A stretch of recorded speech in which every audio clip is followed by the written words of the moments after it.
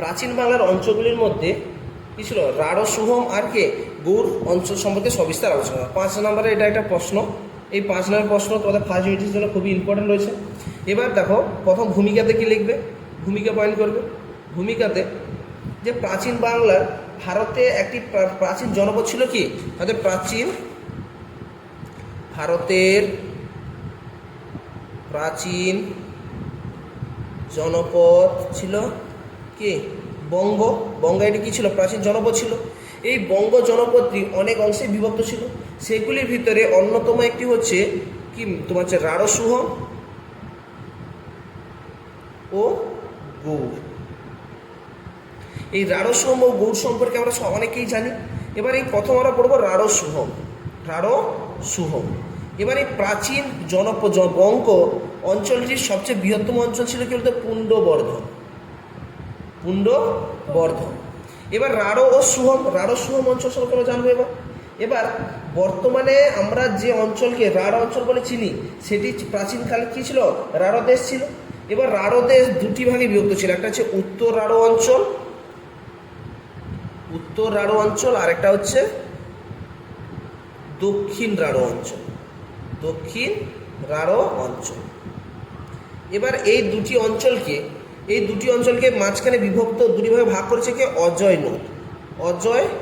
নদ। এই অজয় নদ কি করেছে?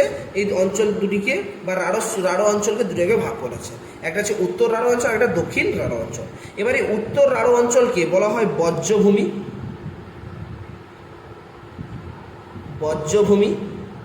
আর দক্ষিণ রাঢ় অঞ্চলে বলা হয় সুহম ভূমি।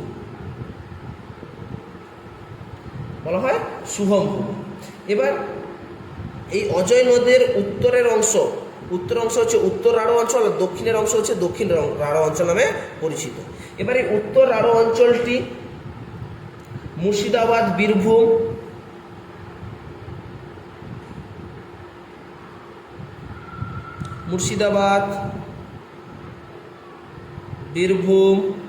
পুরুলিয়া,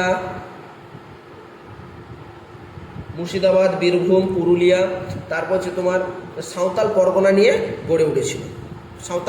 উত্তর রাঢ় অঞ্চল গড়ে উঠেছিল। আর দক্ষিণ রাঢ় অঞ্চল হচ্ছে তোমার হাওড়া,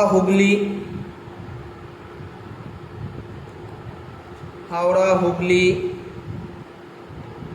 মেদিনীপুর এবং বর্ধমানে কিছু অংশ নিয়ে এটি গড়ে উঠেছিল। এবার প্রাচীন কাব্যগ্রন্থ মূলত আমরা কি জানি? প্রাচীন মহাভারত এবং কি কালিদাসের লেখা রঘুবংশম থেকে মহাভারত ও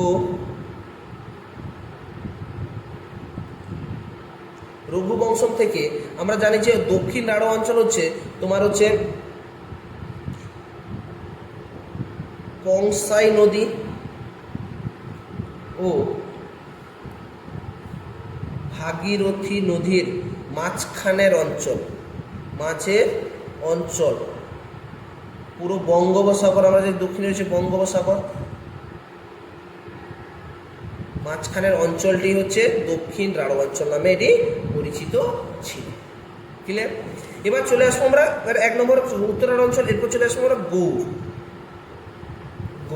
এবার গৌড় সম্পর্কে আমরা জানি, গৌড়ের রাজা আমরা সবাই জানি কে ছিলেন? শশাঙ্ক ছিলেন। গৌড়ের রাজা কত খ্রিস্টাব্দে তিনি রাজা হয়েছিলেন? 606 খ্রিস্টাব্দে। তিনি কি ছিলেন? গুপ্ত যুগের মহাসেন গুপ্তের একজন সামন্ত ছিলেন তিনি। এবার গৌড় ছিল প্রাচীনকালে একটি গুরুত্বপূর্ণ অঞ্চল ছিল। গৌড়। এই গৌড়ের শাসক হয়েছিলেন শশাঙ্ক। 606 খ্রিস্টাব্দে গিয়েছিল, গৌড়ের শাসক হয়েছিল। এবার এই গৌড় রাজ্যটি হচ্ছে মুর্শিদাবাদ, বীরভূম এবং বর্ধমান জেলা নিয়ে। কি? মুর্শিদাবাদ, বীরভূম, বর্ধমান প্রভৃতি জেলা নিয়ে সেখানে গৌড় রাজ্য গড়ে উঠেছিল। এবার এই গৌড়ে যখন শশাঙ্ক রাজা হলেন, সম্রাট হলেন, তখন তিনি কি হলেন? স্বাধীন গৌড় রাজ্য প্রতিষ্ঠা করলেন। শশাঙ্ক। তার রাজধানী স্থাপিত হলো কোথায়? কর্ণ সুবর্ণতে। ক্লিয়ার?